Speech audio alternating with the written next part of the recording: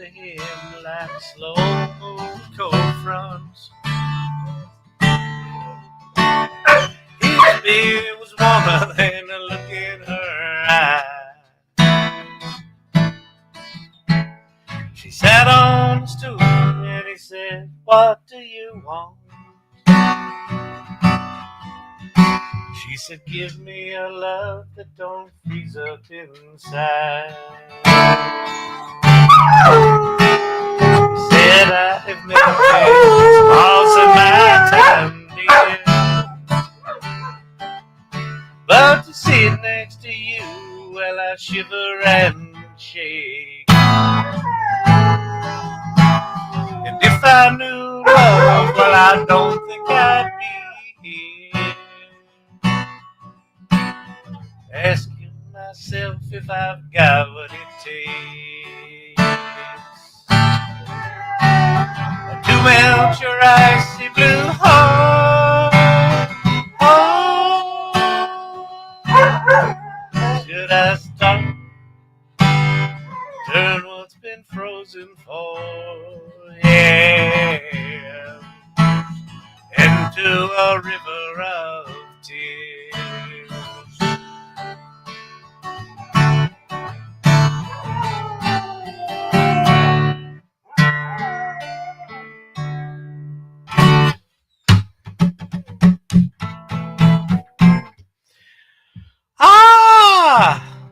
I love you, singing pup.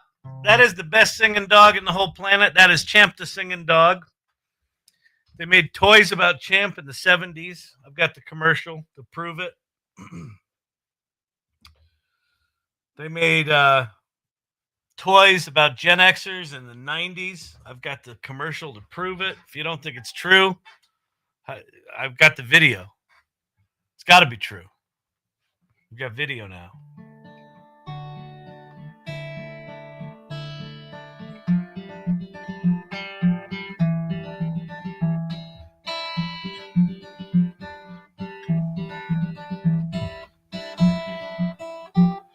Thank you for sharing the live, Danielle. As always, much appreciated.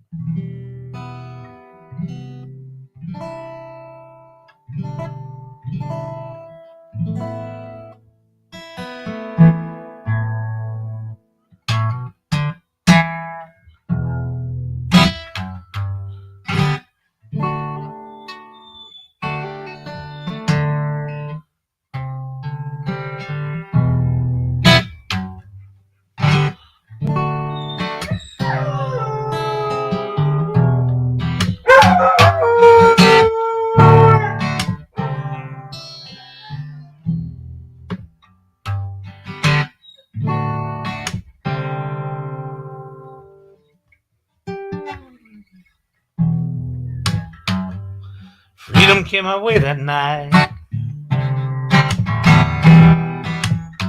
just like a jet plane, in and out of sight.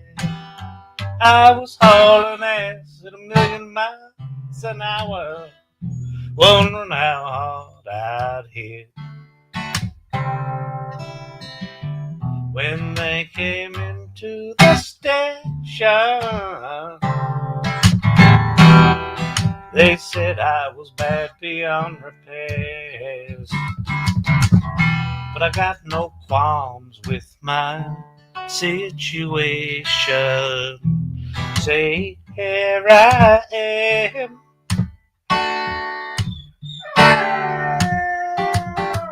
So say, Cherie, Cherie, Cherie, won't you dare to?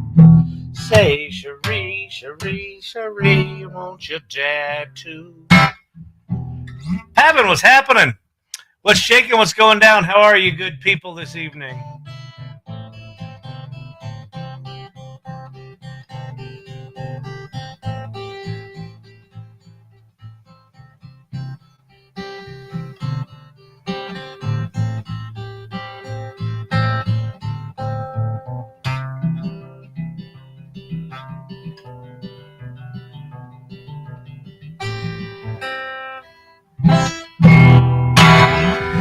So, to tonight at my little CEO dinner, I had a one of my favorite guys there, a guy named Joe. He's the photographer for the group, and he's just a super.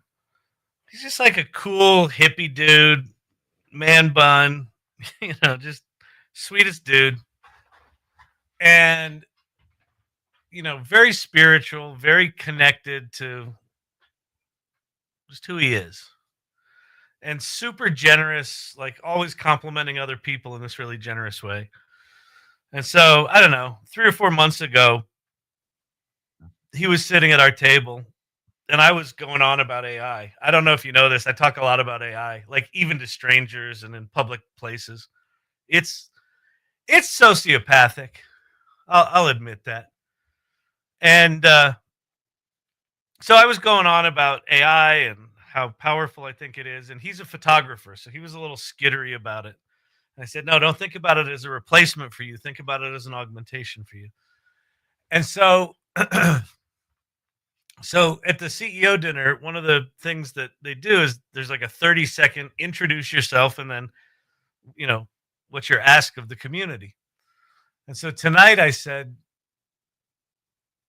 I'm the co-founder and CEO of Storyvine, and I'm the co-founder of the AI Salon.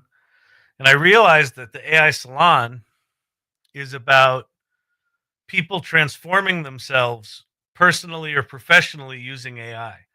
And that, my favorite people in the AI Salon are people who have figured out how to somehow strap AI on like a jetpack and just ascend to like a different plane. And like what I've learned over the years is that how that's working, like how that's happening, is not about prompt engineering. It's not about prompt strategy or which model they use. It's absolutely a mindset shift where the people that are reinventing themselves, rediscovering themselves, amplifying themselves, are using AI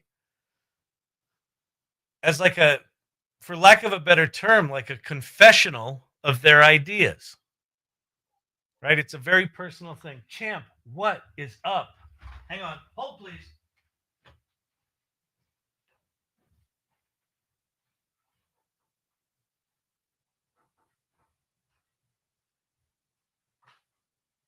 I don't mind back. Shithead.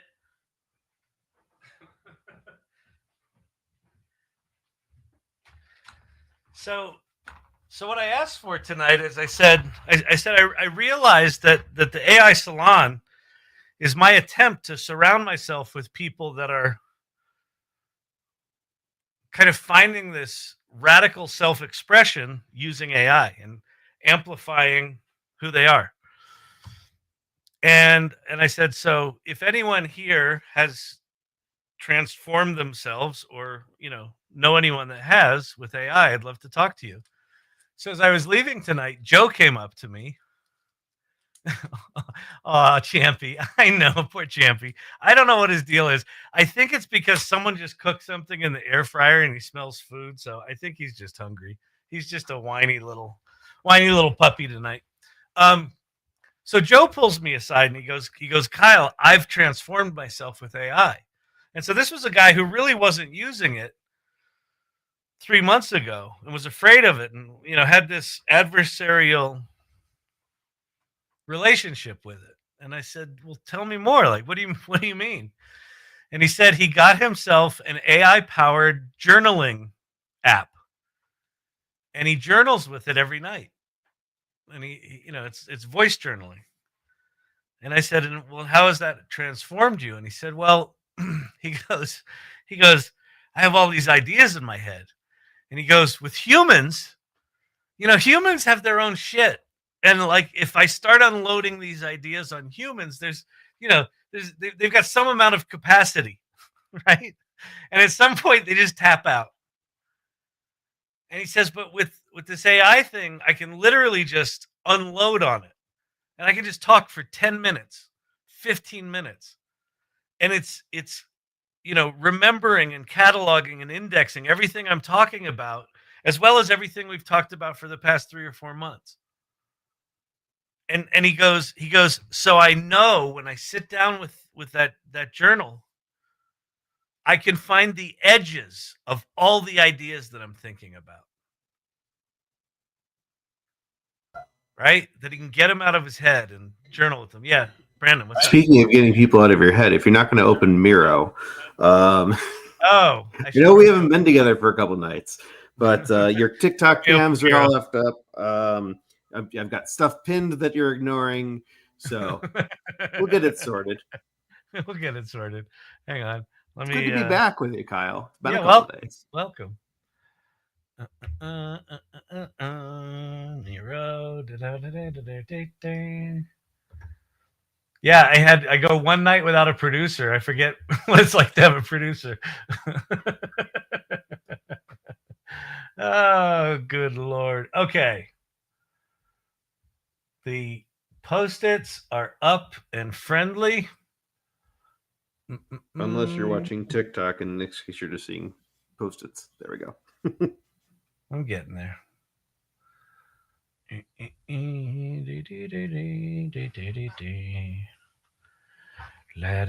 Okay, TikTok is now reframed. All right, I do have a question pinning. Speaking of TikTok, and then I might. Yes. A question pinned on TikTok. All right. How do we balance the good and bad of AI? It's a energy demanding process and consumes a lot of water. The consumes a lot of water thing is a bizarre trope to me. It's a bizarre one.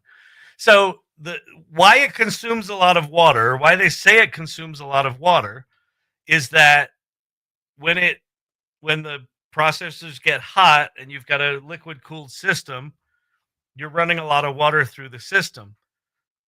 Almost all of those systems are closed loop systems, meaning they fill it with water like a radiator in your car, and then the water circulates through the system. So I actually don't know. It is possible that there is some server farm somewhere that's literally just got a guy with a fire hose squirting GPUs and getting rid of all the water. So I don't get that one. That one I don't get. The other thing about water is you're using all the water. Okay, let's assume there's a guy with a fire hose there squirting all the GPUs and all that water is evaporating. Where's that water going? It's going back to the fucking clouds, and then it's going to fall back in the lakes and go back in the reservoirs for the guy with the hose. Like, I just, that one I don't get at all. Does it use a lot of energy? Yes, it uses a lot of energy. It primarily uses that energy on the training, not on the inference. Now, when you have whatever it is, 700 or 900 million users that OpenAI has, and however many million the other ones have, that's a lot of inference. So there's a lot of compute being computed, but there's a couple of things to think about when it comes to energy consumption.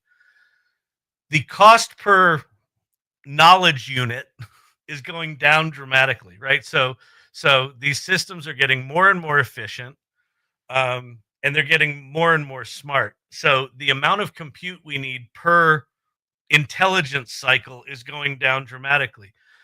And probably within the next 2 or 3 years, we will have models small enough to actually just run on your phone. So I would say the concerns about energy are absolute, like the announcement that OpenAI and NVIDIA just made, that NVIDIA is investing $100 billion and they're trying to bring a gigawatt of compute online every day on average. Is it every day or is it every week? Once a week. I don't know. It's a lot. That's going to require a shit ton of energy. Now, the AI is going to help us do things like figure out fusion sooner than later, right? So the AI will actually help us make energy production more efficient and less polluting and less costly and all that sort of stuff. But there's this short-term window where, yeah, we're going to be investing a shit ton of money in energy production. If you listen to Elon Musk, it is so much energy production that it's actually not practical to do it with code and things like that. Saw your vid on using one's why. I've been doing it for a while and can give good results. Oh, and it can give good results. Awesome. Yeah, AI your why is something that I've been talking about. So let me take that and go back to this other comment. So that you were asking the question, how do you balance the good and bad of AI? The bad things like it costs energy, it costs water, the robots are going to kill us. It's the world's greatest plagiarism machine. There's a lot of it's not misinformation, but it's kind of amplified, hyperbolic information about the negative aspects of AI. There is almost no, with maybe the exception of this channel and a couple other channels and things like the AI Salon, there is almost no positive coverage about the positive impact of AI. What do we talk about? It's going to cost jobs. It's going to kill us. It's going to, right? It's destroying everything, right? It's changing everything. Everything's wrong. Everything's bad. The AI your why, the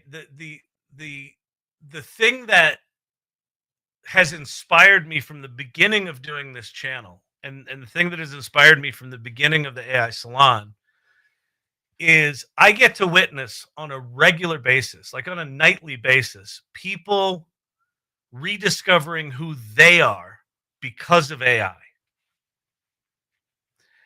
And what I would say is that the good that you can do with AI, the best thing you can do with it, in my opinion, is feed it you. AI your why, prompt your purpose. Figure out what it is you want in the world. Do you want to start a lemonade stand? Do you want to start a pizza shop? Do you want to come up with a new kind of exercise for people with bad knees? Do you want to write the next great American novel? Do you want to, like, what is the thing that you're really passionate about? And here's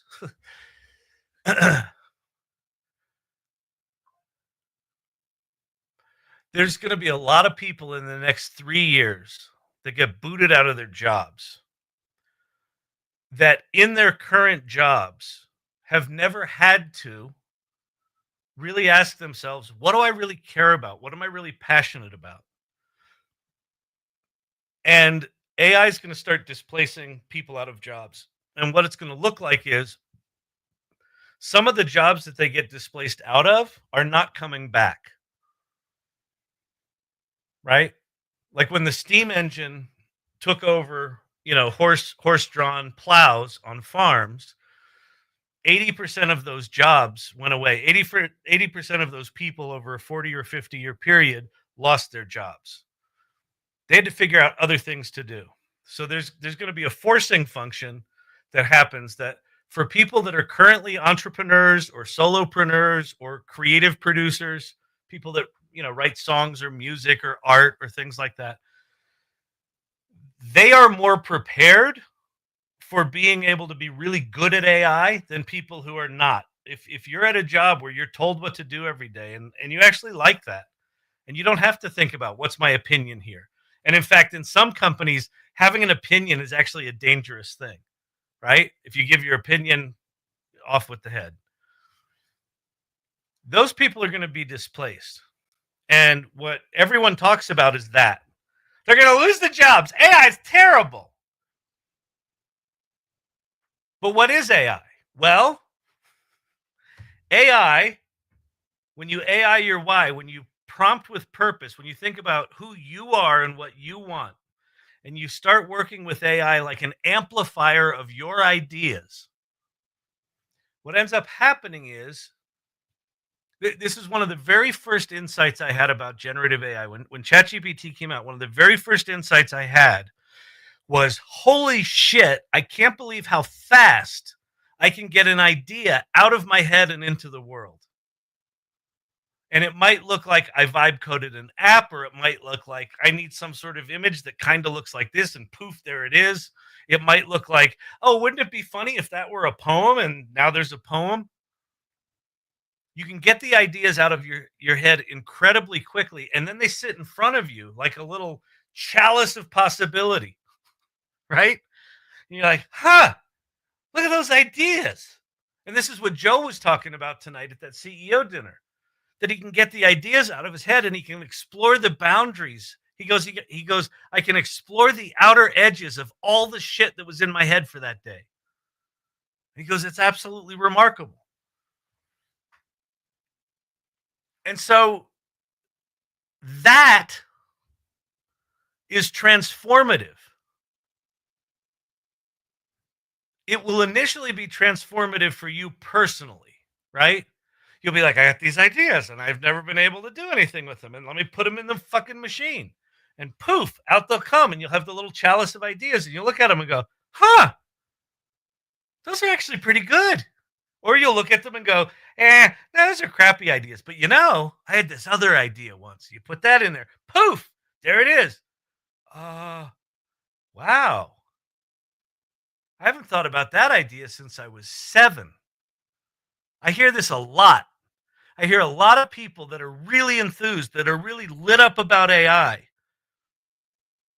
It has allowed them to rediscover something in them that they thought was dead.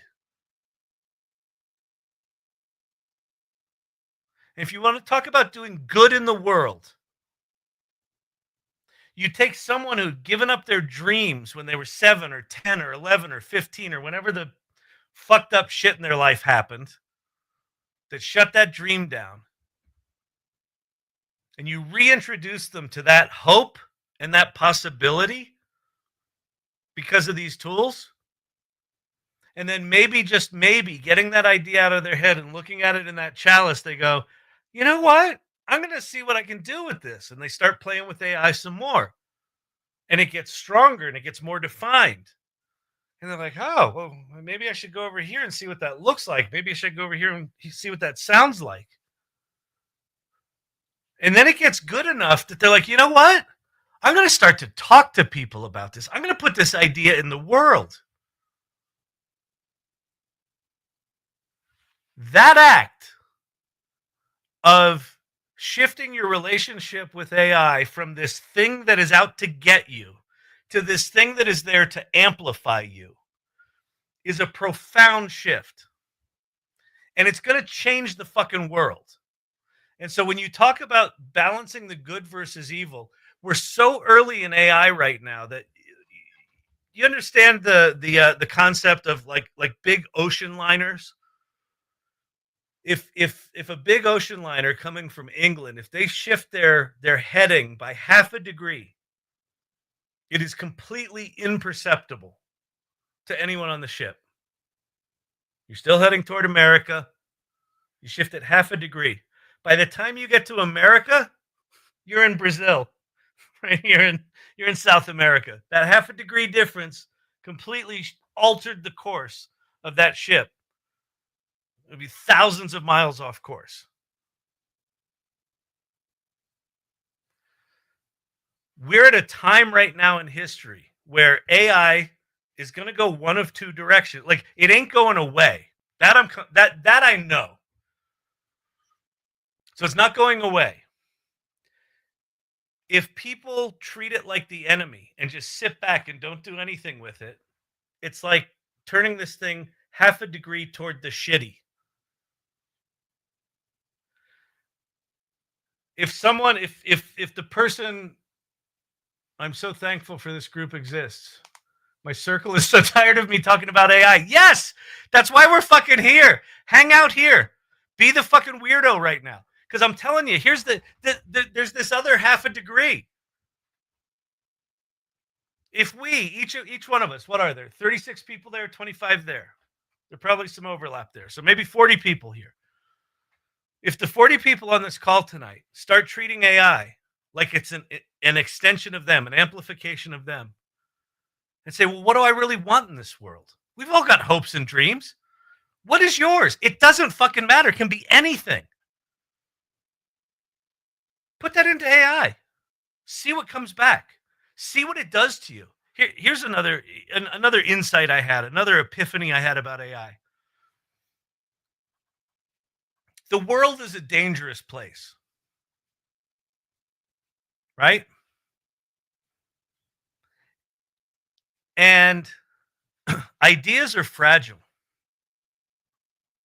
Have you ever noticed that if you're in a room full of people, even people you trust, friends, family, coworkers, you have this little idea, and then at some point you go, hey, I have an idea. And then you put that idea in the world. What happens? Two people roll their eyes. One person's like, that's cool, which you take as, I don't give a shit. And then one person's like, hmm. And that little look they give you, that little, maybe that's the person you actually trusted. And they kind of shit all over your idea, even if they don't say anything. And that idea, what that idea does in your head is it goes zoop and it shuts down. What happens with AI is that you put your idea in, and it's like, gee, boss, that's a great idea. And you're like, oh, I hadn't thought of that. And you put in some more. It says, oh, that's really good. Have you thought about this? And that. And you go back and forth. And what you end up having is this amplifying conversation without judgment. And there's a lot of people who are like, well, that's sycophantic and that's dangerous and this and that. And in certain contexts, sycophancy, always saying yes is a bad thing. But in the fragile embryonic stage of ideas, having an ever supportive entity that you can bounce ideas back and forth with is incredibly powerful. It has changed my brain. Like, I'm a creative guy. I've got ADHD. I've got 100 fucking ideas an hour, right? My relationship with putting them in the world is very fraught with a lot of anxiety because I don't want to put it out there because I know someone's going to shit on it. And what's happened with ChatGPT and with tools like it is that I put those ideas out there in the privacy of my own little world, and it amplifies them. And what it allows me to do is actually look at them objectively. And then I get to be the one to say, is it good or not? Rick Rubin talks about the audience comes last. The audience doesn't matter. Or the audience comes last. And what he means by that is he's going to take this idea, and if he thinks about what's the audience going to think of that, it'll completely destroy that idea. He says it's not about them. It's about him. It's about him looking at that idea and going, do I like this? But you got to get it out of your head before you can do that. And so what I would argue is that if you're balancing the good and the bad of AI, is that we acknowledge the bad.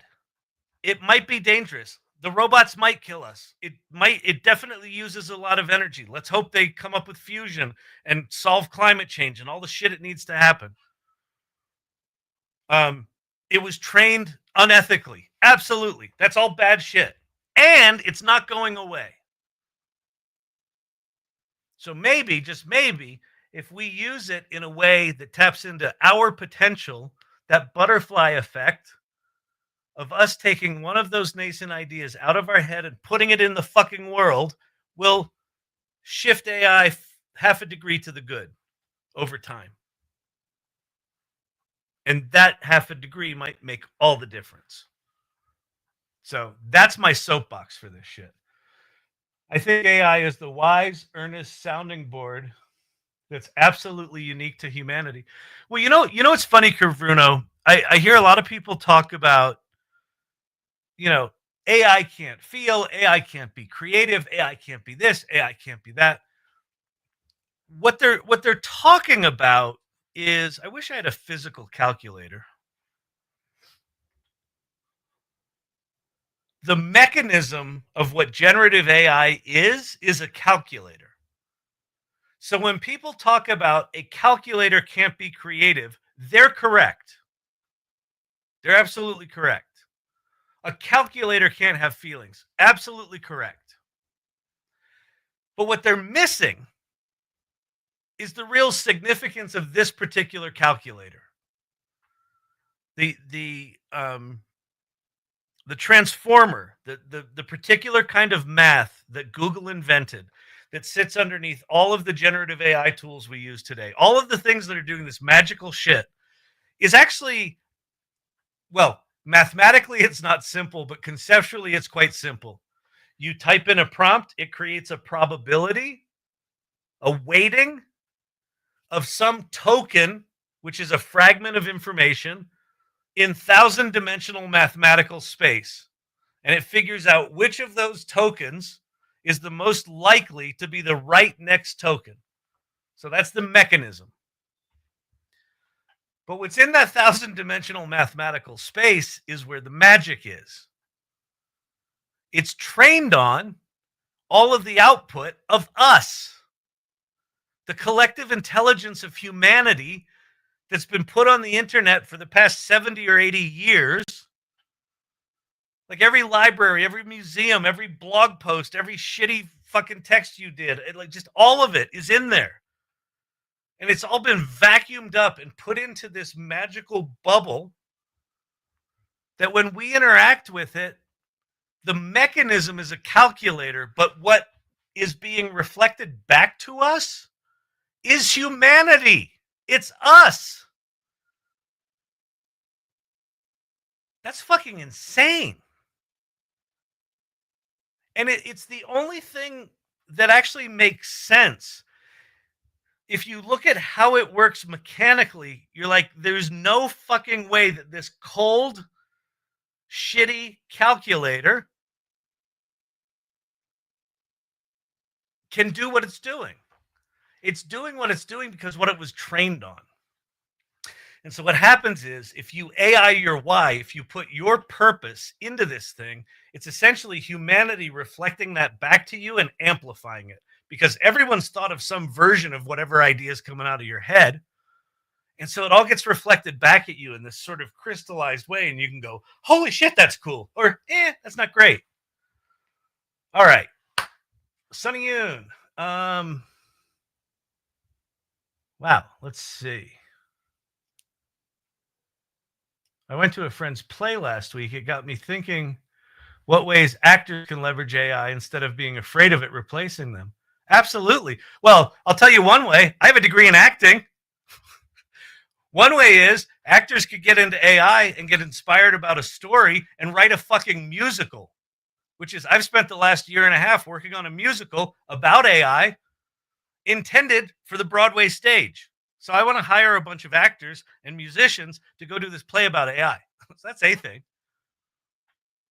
Imagine using AI, the real-time rendering capabilities of something like Kriya or Decohere, where you have an improv company. You could have a theatrical performance where the audience contributes ideas, and one of the performers is a prompter. So you have actors, you have prompters, and then you have projectors and a sound system. And so the prompter is making music in real time, making images in real time, making videos in real time, and the actors are improving in real time. There's a whole new kind of theater to be invented. So like tons of shit there. Pinned comment from Sunny. Wait, where? On StreamYard. Pinned. Oh, Sunny. One of the best definitions of embedded models and LLMs I've ever heard. Oh, thank you, Sonny. Wow. Thank you. Wow. That's so vulnerable. Thank you for sharing. Ideas die on the vine. Yeah, thanks, Sonny. I mean, listen, I learned this year. I always told myself that, well, for years I told myself my career has no through line. It was just random. And then in my 40s, maybe 50s, I realized, no, my career has always been at the intersection of technology and storytelling. And I realized this year that's not quite right. There's a nuance to it. TikTok pin. All right, I'll be there in a second. My career has always been at the intersection of high technology and self-expression. Because when I first saw the internet, like the first thing I thought is, I got all these ideas. You could take these ideas, you could put them in this thing, and then people could see those ideas. Holy crap. Like the revelation of the World Wide Web was not about the technology or what it did. It was about every human being now has the possibility of taking their stuff and putting it out there. But there's a prerequisite to it. You need to be good at getting ideas out of your head. You need to be a good writer or a good illustrator or a good musician. And so a lot of people they would start a blog and realize, I suck at writing. I hate this. And they would shut it down, right? A blog, like a podcast, has what, on average, 9 episodes before they fail, before they shut down. So what's happening with AI is AI, if you treat it like an augmenter, an amplifier of your ideas, all those gaps that you had in execution can now be filled in. So you have no excuses anymore. It can write, it can make music, it can do this, it can do that. Well, what do you want it to do?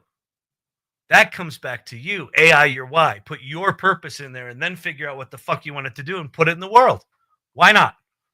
Kavruno, your storytelling and flair is absolutely why the lessons stick and why we're addicted. Oh, thank you very much. What was that pin thing before? Davey K. Could AI be effective if it didn't have access to the internet? I know that's the purpose. Curious. Well,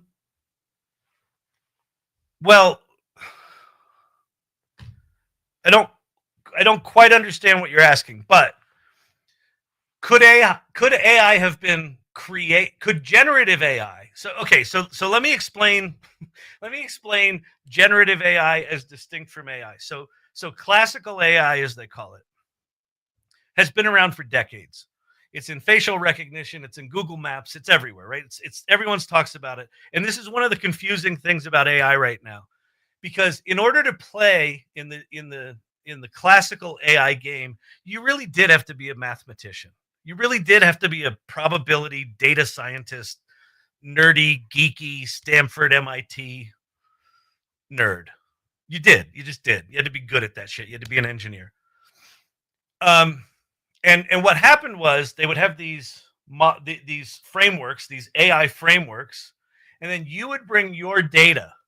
So even just that concept, what do you mean I bring my data? If you're not a data scientist, that doesn't make any sense. But like if you want to bring mammogram, scan data, you would put it into one of these things and you would create a mammogram reading vertical AI. So classical AI was vertical and it was bring your own data. ChatGPT, starting with GPT-1, GPT-2, and then finally GPT-3 this thing started to get real. The P in GPT is pre-trained. So generative, it's going to make shit, pre-trained. You don't need to bring data. We've got you covered. We've got all the data. And then transformer is the mechanism, the tool that they use to do all this.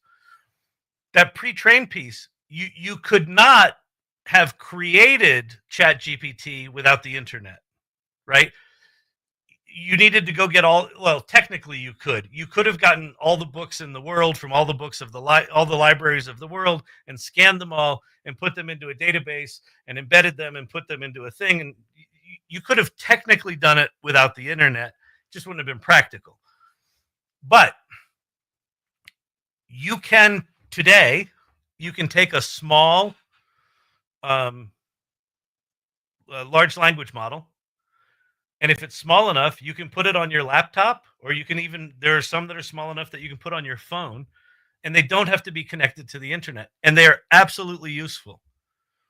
So imagine if you're out in the woods and you've got all of the survival literature of all of the history of humanity is sitting on your phone, and you get yourself in a pickle out in the woods. Well, if you don't have internet connection, you can't Google it. But if you had a large language model on there and say, here's the situation, I just broke my leg and did this, and it turned purple and my left toe's numb, it will know what's going on. So it can absolutely be valuable and useful if it's not connected to the internet. Now, if you're in the woods and you say, hey, who won the Lakers game tonight? It's not going to know that, right? So it can't get up-to-date information, but it doesn't mean it's invaluable. So I hope that makes sense. Sunny Yoon. Originally, the caption said AI your wives, not AI your why. That's hilarious. That's great. Silver Fox. We had Encyclopedia Britannica on our kitchen shelf growing up. Now this. Yeah. I mean, think about, I don't, do you remember this as a kid? If you're kind of Gen X age, like you remember, at least your grandparents had the encyclopedia kit, right? And maybe you did. And I remember just feeling overwhelmed with like all of those books had all of this information. Someone had to write all that stuff in there.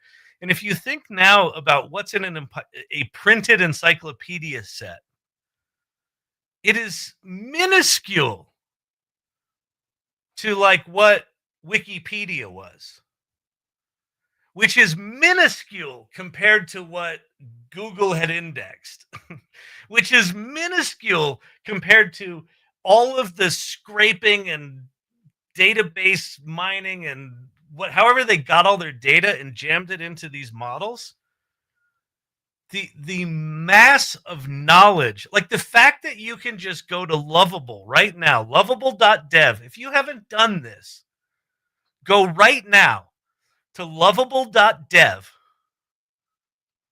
and type in make me an asteroids video game clone and make it just like the stand-up arcade game from the 80s with vector graphics and sounds and great physics. And just watch what it does.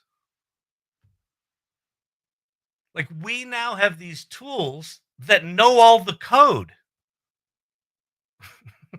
and can do all the code. It's bonkers. Bonkers, man. All right. I didn't realize this was going to be a tirade Thursday.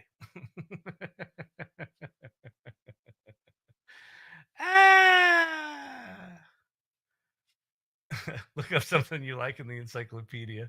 Exactly. We need to keep my birthday. Much web copy is glorified. Wait, we need to keep my birthday. Much web copy is glorified advertising. Thrash Thursday. There you go. Trumpy Wumpy. Hey, Trumpy Wumpy.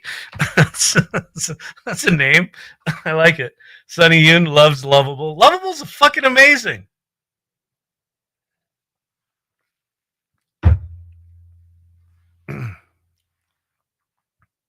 Do you know how many times in my life? Listen, I have a tech company. We have an iOS app. We have an Android app. We've got all this technology we built. I'm effectively the product person. I'm the inventor of the idea, but I didn't actually code it myself. Do you know how many times in my life I've had an idea for an app that was like a really simple app? Where it's like, it'd be cool if, and then I just shut it down because I know, A, I don't know coding. B, I don't really know anyone that knows coding, and anyone that I know that knows coding is working, and they don't want to do my stupid, shitty idea, or they want to get paid for it.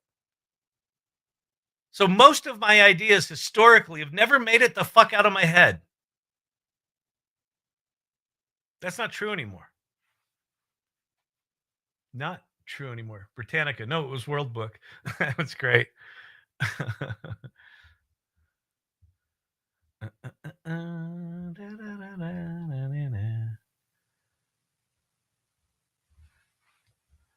All right. I don't know what that quite means, producer Brandon, on the post-it note. So if you can clarify that. Compton's Encyclopedia. I mean, think about these names, Britannica, Compton's. Like, if you're old enough to know, like, those were big-ass brands. Those were powerful brands. The internet absolutely fucking destroyed them. Oh, nice. We got some folks from Bangalore, India in the house. I hope you're enjoying. Welcome. I assume it's kind of breakfast-ish over there. Anybody know what time it is in Bangalore? Well, the folks in Bangalore do. But welcome. Is it lunch or is it breakfast? They're 8 hours ahead. That doesn't help me. What time is it? Oh, it's like 4 a.m. No, it's got to be more than that. I loved encyclopedias. ChatGPT does. Oh man. 10:30. All right, just past breakfast. Very nice. Hopefully at your work watching the AI Learning Lab. Yeah, I mean, I don't know what to talk about now.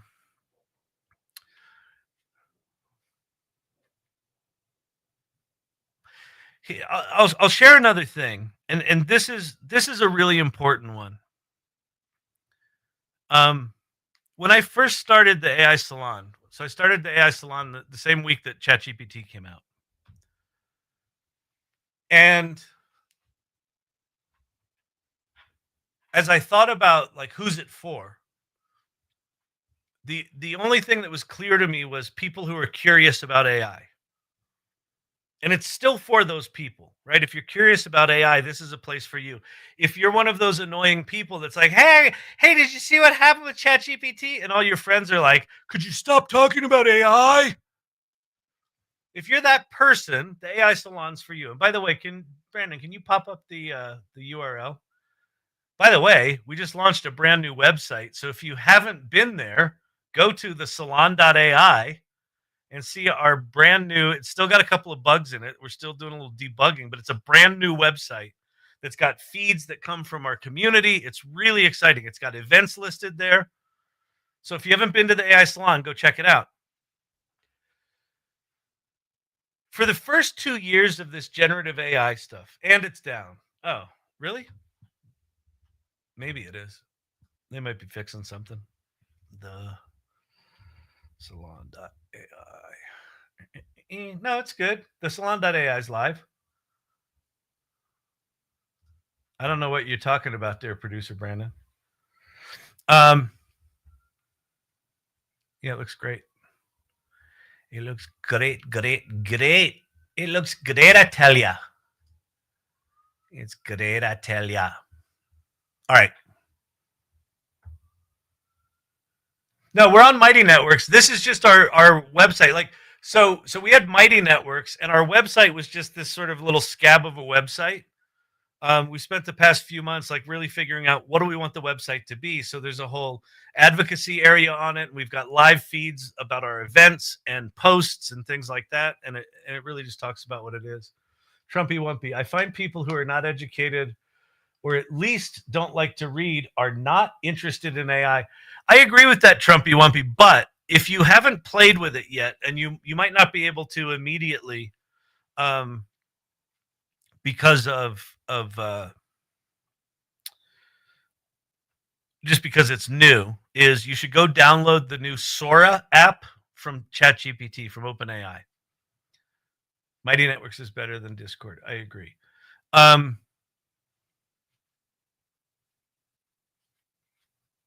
So now 3 sites to go to. No, the Mighty Networks is the only site to go to. The Discord's just still alive. You don't go to the Discord site. Mighty Networks is where the community is. This is the websites. This is just for people who are like, what's the AI Salon? We want to be able to go. I know a lot of readers that don't welcome anything new. So let me address the comment about smart people being the only ones that can play with AI, or the only ones who are interested in using it. There's going to be a lot of on-ramps to there's going to be a lot of on-ramps to AI, and a lot of people are going to use AI and not know they're using it. So one of the things that ChatGPT just did was they launched Sora 2, and they launched this Sora app, Sora, on the iOS App Store. And it's like TikTok, except you have to use AI generated videos. And the immediate response from people was, "Oh, that's AI slop." And there's 3 other platforms that now have vertical scrolling video, AI generated video things. So this is going to be a new form of AI generated content from video models or from audio models. Suno's one of the one that's got one. What OpenAI did that's fucking brilliant It's fucking brilliant. Is they created this thing called Cameos. And what Cameos are is when you log in, you make a profile of yourself, and the first thing you do is you record your face. You basically hit the record button, and it has you read three numbers: 66, 44, 22, or 23, whatever. Like they're not always the same, but just three two-digit numbers. And then it's like, turn your head to the right, turn your head to the left, and you're done. And then it creates a little icon of you, and that's your cameo. And then when you're prompting in a video, you could say, I want to show me in a bowling alley. You click on your little icon and it types in your name, your username, at Kyle Shannon. Is at a bowling alley talking about hot sauce. Push the button and it generates me bowling talking about hot sauce. It's fucking hilarious. And I'm going to share that. A lot of people's first experience with AI, they're likely not going to know it's AI. But they're going to be like, oh, that's kind of magical. That's kind of cool. And there's something about the simplicity of just click on your friend's face, and now you can make a video about them. No one's going to talk about AI slop. No one's going to talk about energy conservation or how much fucking water the system takes or the robots are going to kill us. They're going to make meme videos of their friends. And what they're going to talk about is, that one was funny where you farted in the hot tub. That's what they're going to talk about. And then what are they going to do next? Wait, so could I just make a video of like a cartoon of me and the kids? That would be kind of fun. I had an idea that was like South Park. I always wanted to make like a cartoon. Like, what if I made like a short form version of my cartoon I always dreamed about? People are going to stumble into their passion. People are going to stumble into the fact that these tools can amplify them. So the people that are afraid of AI right now are making assumptions about it. One of the assumptions is, I need a math degree. I need to be an engineer. I need to know prompt engineering. Oh my God, that sounds awful. You don't need to know prompt engineering. If you want to, you can. If you want to start building AI tools, it would probably be a good thing to know and understand what a structured prompt is. But there's going to be tools out there where you're just going to click on shit, just like the internet. Click, click, click. Internet. It's going to be like that. Tap, tap, tap. AI. How many people are here? 41, 37 over there. Yeah, jib jab. Exactly. AI jib jab. It's totally AI jib jab.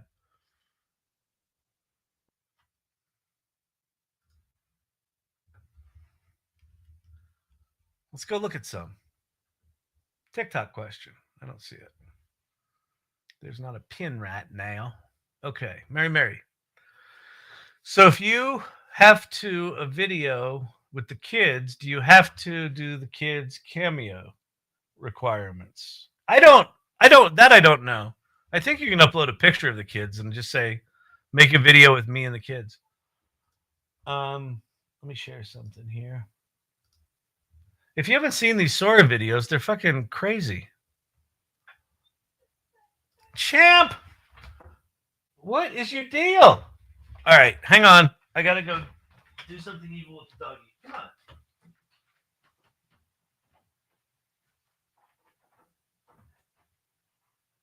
He doesn't want in here.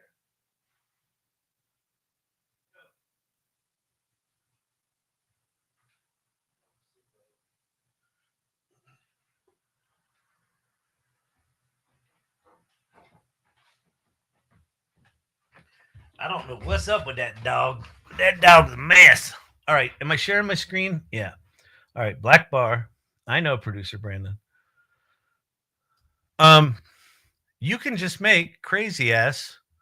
Oh, their site's still really hosed. All right, we'll start. We'll start with the classic.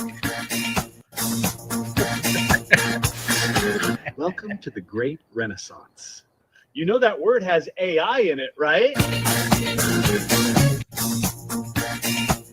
All right, we'll leave that image on screen. Question. Suggestions on how to get great ideas with the new Sora. Okay, so my mantra in 2025 has been stop using your brain so much.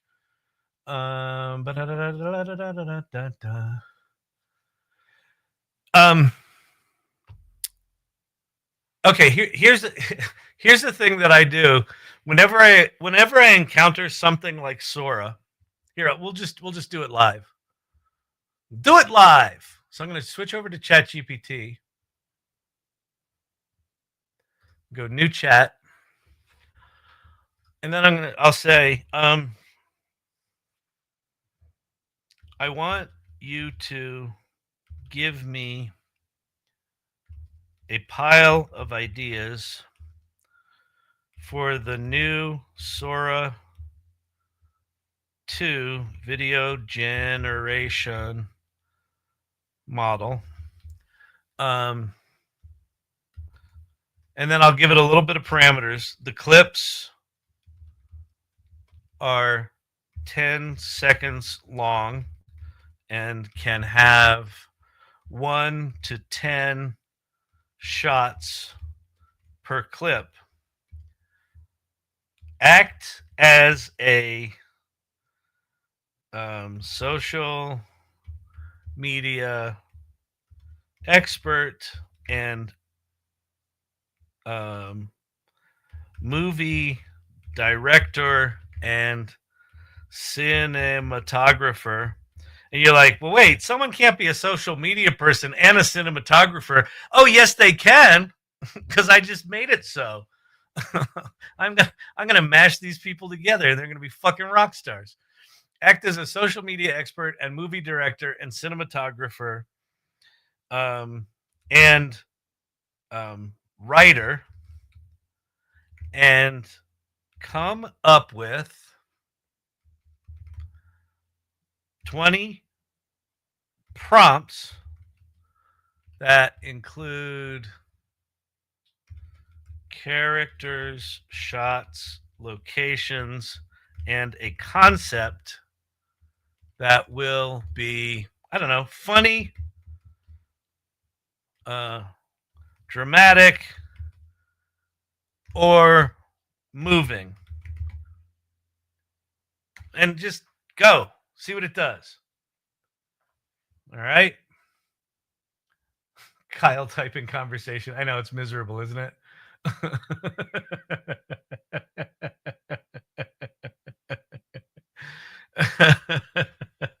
Oh yeah. Funny concepts. Elevator etiquette goes wrong. Location, modern elevator, stranger, shots, tight close up, ends with okay, this isn't a great prompt, like, but let's take a shitty prompt here. Okay, so here's the fix this tab. Oh yeah, Sora, the Sora web app is so bad that we probably just have to start over, but that's all right. Elevator etiquette goes wrong. Modern office elevator. 3 strangers, one holding a giant inflatable duck. Tight close up on awkward faces as the duck squeaks. Ends with doors opening to a full boardroom waiting. Okay, sure. Why not? So let's go to Sora. That thing died, so let me kill that tab. Create a new tab. Sora. Okay, so here's our little prompt. So I'm literally just going to paste it in and go. Make it go. This is how you do it. Now here's another thing you can do with ChatGPT. Oh wait, I didn't share this. Anyway, what I just did is I went to Sora, I put in the prompt that I copied out of ChatGPT and hit build. So we'll see if that works. Now here's another thing you can do.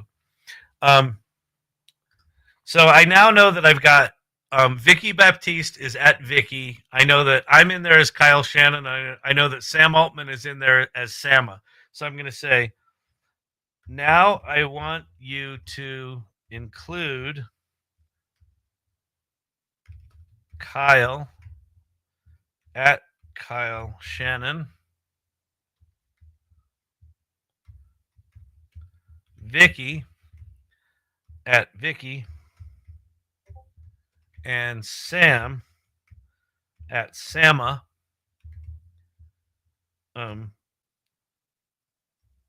as characters in your scenes. Also, give more detail for the shots. Okay. Oh wait. So you say for the characters, you have to use their at names. So have it rewrite them.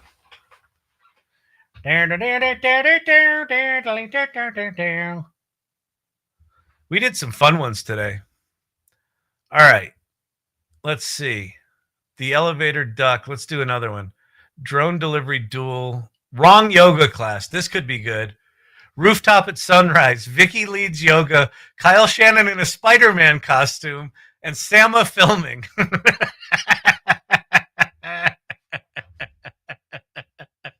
Okay, this one's good.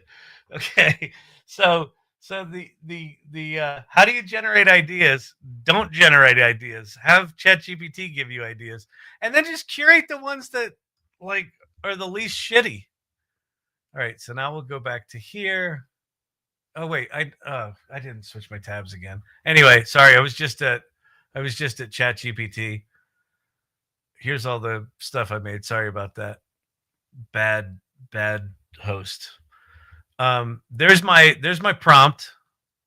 So I'm going to pop that in there. Unable to generate. You're not allowed to access one or more mentioned cameos. Which ones? Oh, maybe we made too many Sama ones. Let me try it again.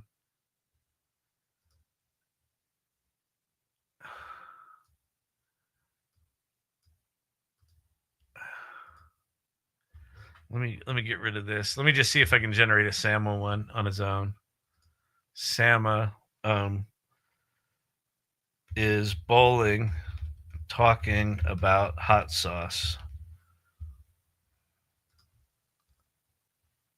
Added to queue. All right, so what's not working?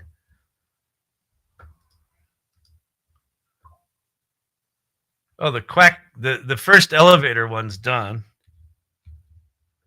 Added to queue. Oh, this is already crapped out. God, this is horrible. All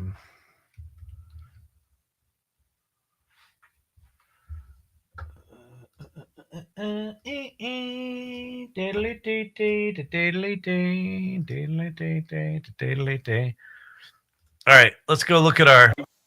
Just point it.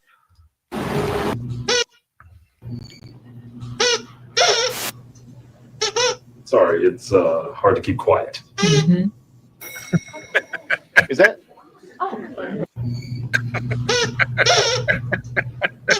Sorry, it's hard to keep quiet. Mm-hmm.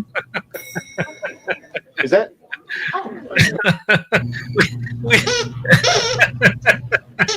Sorry, it's hard to keep quiet. Mm-hmm. Is that? Oh, that's good. We'll post that one. Sorry, it's hard to keep quiet. All right, so let me try to make that big one. Wrong yoga class, rooftop. Vicky leads yoga. Oh, maybe I don't have Vicky's permission. Wait, here's Danielle. Let me add Danielle to the mix here. Okay. Hang on. Sorry, Vicky. Oh, but I probably don't have Danielle's. Did I follow Danielle? I don't know if Danielle's got her. She might have her stuff turned off. Hopefully she doesn't. Let's get rid of Vicky. Vicky's probably got her privacy turned on. That's probably what's going on. Vicky's smart. She's like, by the way, if you want to just go make one of me, you can. I turned it on. Everyone can deep fake me. Where's Vicky? Okay, here's Vicky. Let's get rid of this. Put in Danielle. According to Side Hustle, Sora codes work more than once. Yeah, you get 4 of them. You get 4 Sora codes per account that you can give out.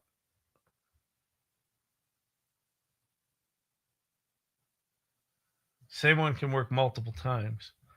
I think it's the same code, but the counter counts down on against your account.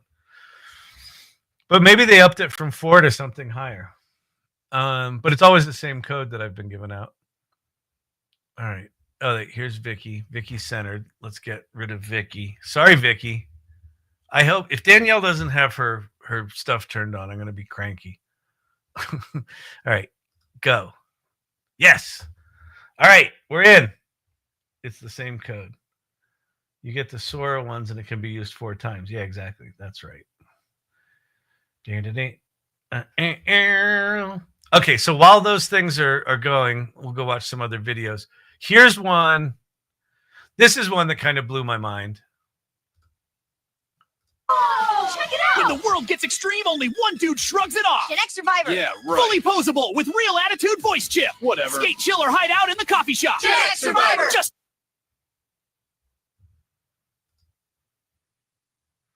And the page crashed. God damn it. This video is 10 shots. The prompt was, make me a 90s toy ad about being a Gen X survivor. And it's 10 shots. It designed the logos, the guy, the blister pack, the actors. It's fucking crazy. But this site is unusable.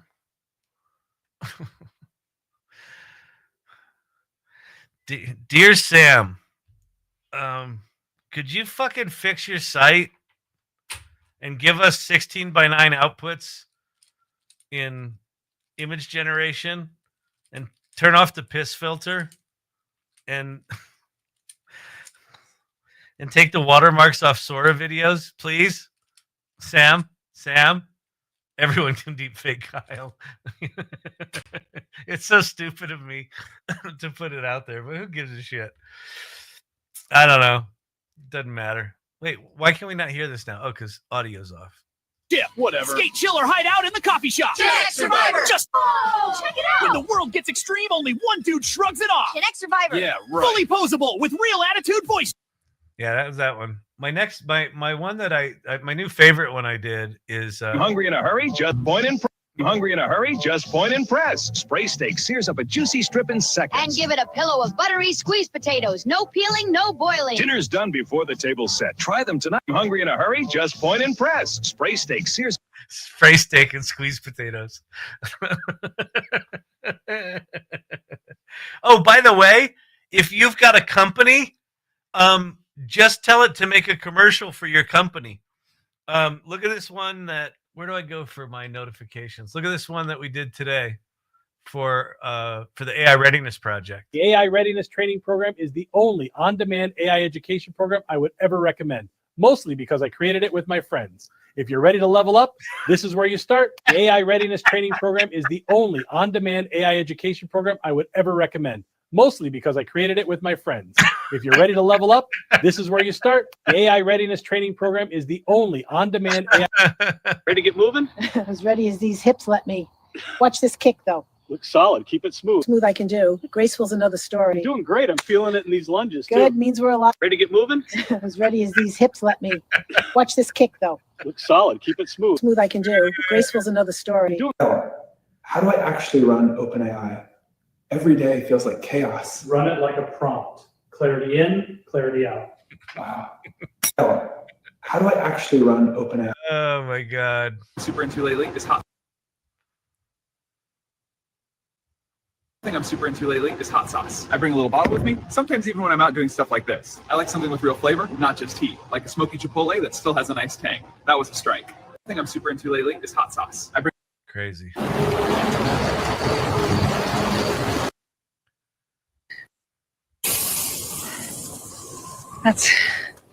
That'll fly again. Just need a minute to catch my breath. We're still in one piece. That's what counts. That was Amelia Earhart after she crash landed.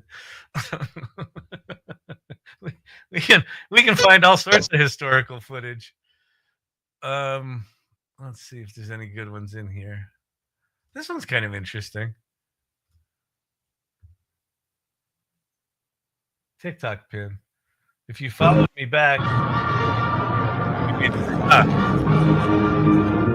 Another decade, still ticking. It never slows. All right, how do I follow you back? Another decade, still ticking. The AI Readiness Training Program is the only on-demand AI education program I would ever recommend, mostly because I created it with my friends. If you're ready to level up, this is where you start. Vicky, how do I The follow? AI Readiness Training Program is the only on-demand AI education program I would ever recommend. No, that's me. The AI Readiness Training Program is the only on-demand AI education program I would ever recommend, mostly because I created it with my friends. If you're ready to level up, this is where you start. Okay. AI Readiness. Now I've followed her. TikTok pin. Dr. J, I made one about, I don't see a TikTok pin. If there was a TikTok pin there, I missed it. What was it? Tell me that TikTok pin. Tell me that pin. You crashed Sora, Kyle. No, their website, the web version of Sora is so bad it's unusable. If you look on my irregulars, I switched stitched them together today. All right, let's go to the AI Salon. So if you go to community.thesalon.ai, that's where I'm headed.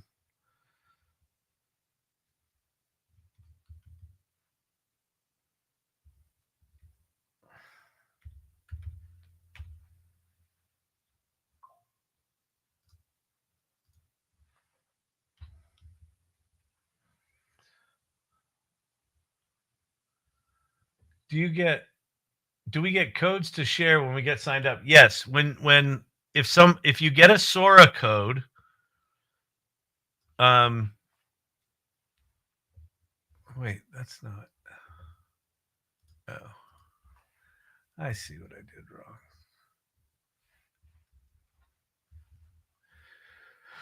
wrong.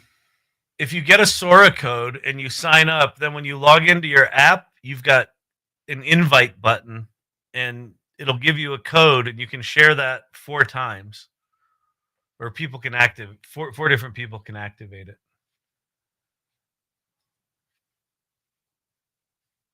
People have no idea what's coming. They don't have any idea what's coming. It's crazy. Okay. The pin is back. Check your tabs. It's not. Mind your tabs. Yes. Yes, sir. Sir, yes, sir. Okay. So here I am at the AI Salon community. And Vicky's in here. There's Storyvine. I've been here all along. Yeah, I was absent. I was out drinking. So, yes. Where's Kyle? Is this? Let's see. Sam's mom. Oh, this is a pretty good one. This is one that Lori Blair Silverfox did today. I saw this one earlier. Come on. Error occurred. That's probably my browser. Maybe not. Digital Gods. Hands-on demo of the Cameo feature. Where's the stuff you put in here, Vicky? Did I miss it, or is it farther down?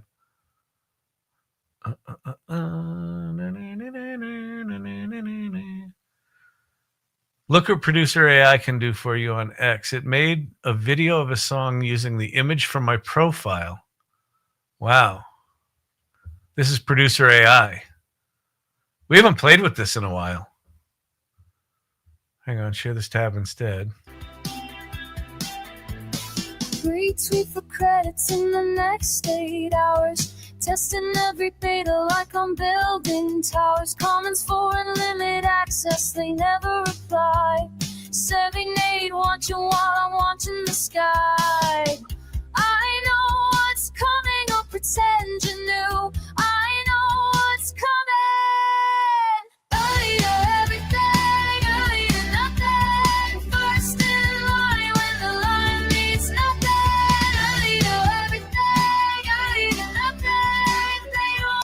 crazy. All right, so maybe we should go play with that. Let's follow producer AI while we're at it. That's pretty crazy. All right. Share this tab instead. No, it's in your feed now. Okay.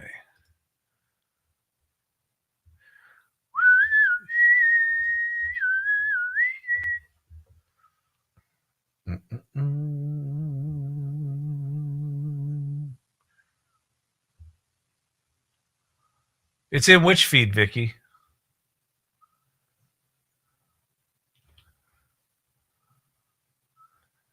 Silver Fox is apologizing because Mighty Network sucks and isn't displaying her video.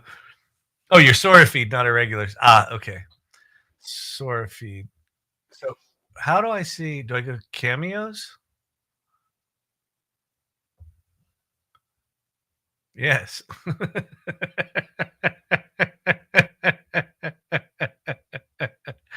Oh, I've been cameoed a couple of times. Oh boy. Oh, this is Danielle. Danielle did one.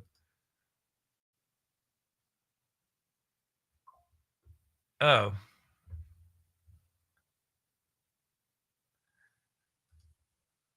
Does everyone still hear me?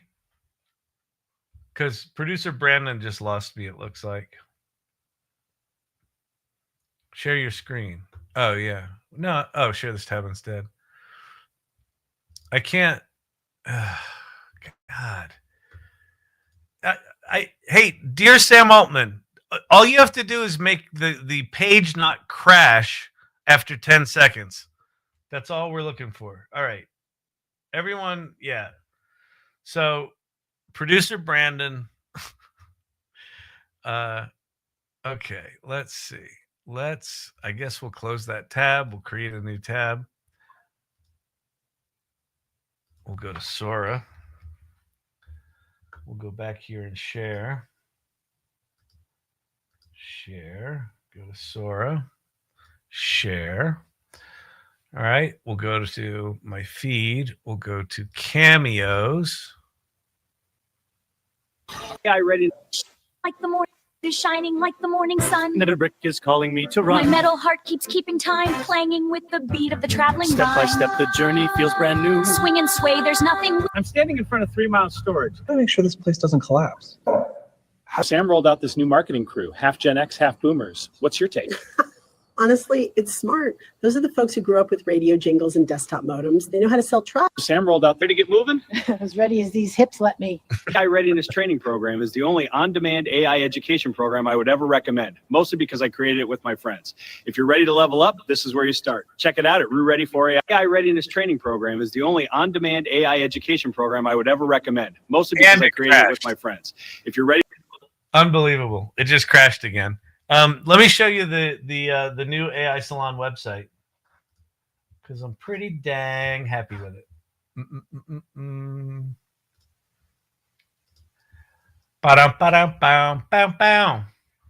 Where curiosity meets creation. So this is the about page. So if you go to the home page where AI amplifies your genius, so that's kind of the AI your wise stuff. We got, practice the cycle of AI readiness. We got that right up there. We've got upcoming events. So this is live feeds from the community. So you can RSVP on Mighty Networks. So we can just send people now to the website and they don't have to join the network. But if they want to RSVP, they can join the community. And then there's some latest posts from the community. So these are curated posts from the community. So super excited about that. Latest policy stuff, whatever we're doing policy-wise, that Daisy's leading is here. What we value. So we've got our values right on the homepage. Black bar for the TikTok people. Now that the AI Learning Lab site is up, maybe you can fix the Sora site. Try Lovable. Yeah, no shit. Create excellence is our newest value. And then join the salon. So that's that page. Isn't that cool? And then we've got about, and we talk about the history, and here's your new hosts. Liz Miller Gershfeld coming on as the new host.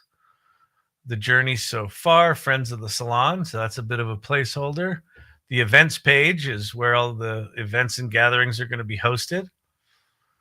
But that's, again, live feeds. Then there's an advocacy section where we've got our stand on advocacy. So there's our how we make decisions on what we take stands on. And then there's contact info. Boom. Ain't that pretty? Address of this new website is bang, thesalon.ai. Go check it out.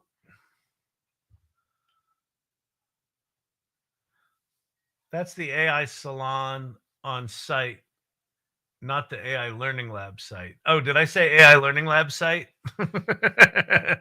Sorry, they get confused in my mind. AI Salon, think of AI Salon as the umbrella. AI Learning Lab sits somewhere underneath it. But yeah, this is the AI Salon website. Sorry about that.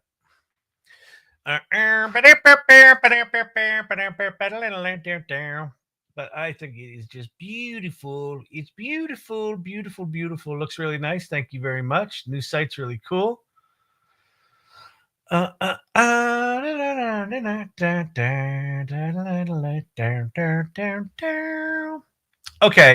All right, everyone. Listen, we've had fun here tonight. We've talked philosophy. We've talked AI. We ruined Brandon's Wi-Fi. Tomorrow at 11 a.m. Mountain Time, we've got AI Salon office hours and meet and greet. So that's at 11. At 12, if you're a member of the mastermind, we've got the AI Founders Hangout. That's at noon. It's a half hour. I'm going to extend that meeting from a half hour to an hour for mastermind members, because I feel like we just get rolling in that meeting and it's over. So if you're a mastermind member, tomorrow I can't do it. Someone booked the second half hour. So tomorrow I can't do it, but starting next week, that's going to be an hour. Video generation failed. Something failed on Sora. It probably hit a community violation for something or other. And then tomorrow night is Friday night date night. It is First Friday, so that means I probably have some gallery duties. I probably have to go gallery hopping with the missus. So I may be late tonight or tomorrow, so it'll probably be 8:30 or 9 Mountain Time. But we'll have Friday night date night. So get your nachos ingredients. Go buy the extra Hot Pockets you need, and yeah, and we'll do all that happy stuff. Happy fun ball. All right. Y'all have fun tonight. I don't know if we did anything. I think I just yapped. This is a bit of a yappy. Generating a new cameo video.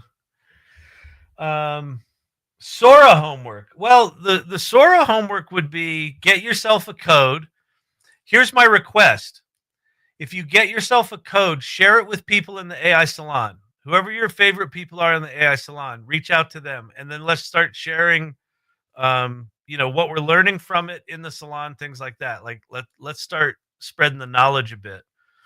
The homework would be start to understand what it can do and what it can't do. Like, what's it good at? What's it not good at? Start to figure out where the boundaries of Sora are. I would just play a lot with cameos. I'd play a lot with cameos because they're going to get people are going to get really good at these cameos. So imagine, like right now, I'm just sort of plopping my name in there and generating a video. But like, what about doing it in different styles, in different costumes, with different accents, in different languages, talking about different products? Sitcom version of me, drama version of me, commercial version of me, motivational speaker version of me. what do all those look like, right? So start to explore that with your own Cameo, and then start exploring Sora just as a general video model. It is insane how much it knows about the world. It's actually kind of crazy. All right, Brandon, producer Brandon, while we were having fun, he was off vibe coding, and he made a game. So let's go look at his game. Oh, this is hilarious. All right, can I share this tab? Yeah, and then I can do this. Brandon, you want to hop up and talk about your game?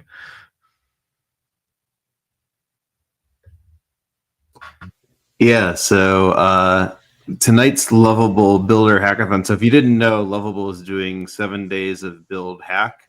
Tonight was make a game, and you get free access to Gemini imagery and Gemini like conversational API during this week. And so I took a classic game, Oregon Trail, which most of you will probably recognize, and converted it into the 2025 version of Commuter Trail. So, Kyle, should we try to get to work? It's a pretty quick play.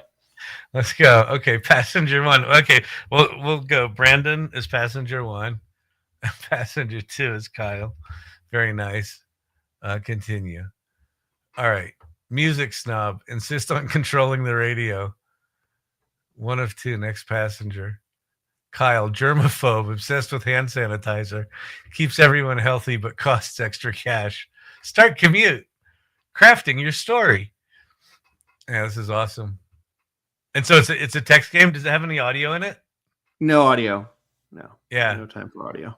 I only got 24 hours to build this thing. All right. Drive highway, take the train, coffee break, risky shortcut. We're going risky shortcut, buddy. Forging the underpass. Engine flooded. Oh, womp, womp, womp. Your engine is flooded. Tow truck repairs cost $75 and took 50 minutes. This is a disaster. We have $25 left. Continue. We'll take a coffee break. I'm exhausted. Found money. You found a $20 bill on the cafe floor. Score. This is awesome. There you go, people. You want to make a game? And I just want to share that this is maybe an hour's worth of vibe coding. Right. While producing the Learning Lab. Yeah. So, I mean, tell people like what's been your experience of vibe coding? Like I guess my question is, where are you coming up with ideas? And then what are you learning about how to, like, one of my frustrations with vibe coding is the doom loops, right? Where it keeps breaking something more and more.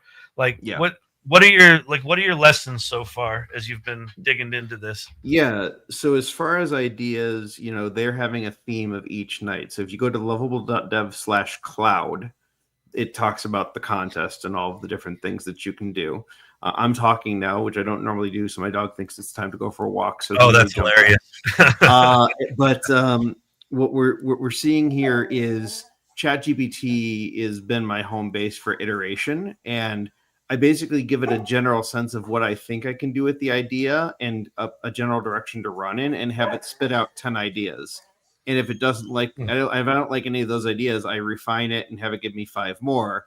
Then I take those and stack rank them, flush them out. And so I spend about 20 minutes with ChatGPT getting to a really good, solid idea that I like. Mm-hmm. And then I say, give me the Lovable prompt for it. And then I can copy and paste that. And I can usually zero shot something functional. And then from there, it's just iterating the colors and the nuances of it before I push it live. That's cool. And the Lovable prompt, like how robust are the prompts? Are they simple? It is really robust. It gives me about 3 pages of content that I just copy and paste in. It gives it everything from architecture to UI design to everything that it would need to do its thing. You asked about what to do if you get stuck. So I found that Lovable is really good at single instance updates. So it's making if you tell it to fix one thing, it does better than trying to fix 8 different things. Oh, but okay. They've got a light bulb there that's a chat button that you can chat with it and it can think and it can do recursive thinking before it goes out and changes the code. So sometimes I've gotten stuck and I'll say, hang on, this was working a little while ago. I want you to stop everything, go back, figure out where this one particular feature broke and went sideways, and just focus all of your energy and effort on fixing that. And don't worry about anything else. That's the most important thing right now. And I put it laser focused on solving one specific problem. And it's usually pretty good about breaking that cycle. And then I can go back and start building it back up from there. Okay. All right, cool. You can also revert back if you've bookmarked a previous version, you can also bookmark it and go back and restore a previous version if you yeah. Okay, cool. Where you've left off. That's groovy. All right, cool. So if you haven't played with vibe coding yet, go. I'll post that game in the salon, but it's a lot of fun. All right, commuter-trail.lovable.app. Beautiful. Thank you, producer Brandon. Let's get on out of here. Let people go sleep. Go do your nappy thing and get to work. I'm iterating with Windsurf and ChatGPT Sonnet 4.5. Still can't get a working MVP. That sucks. Let's play Whose Dog Is That? Yeah, that was Brandon's dog. We gotta get my dog's now sleeping after whining the whole night. Now he's just snoozed out. How was the vacuum? Can I get a code? I don't have one. I'm all out. All right. Good night. Tomorrow, Friday. See you at office hours. Or if you're in the AI Salon Mastermind, I'll see you at 12 Mountain Time. And everyone else, I will see you back here for Friday night date night. I will see you tomorrow. Have a good night, everybody.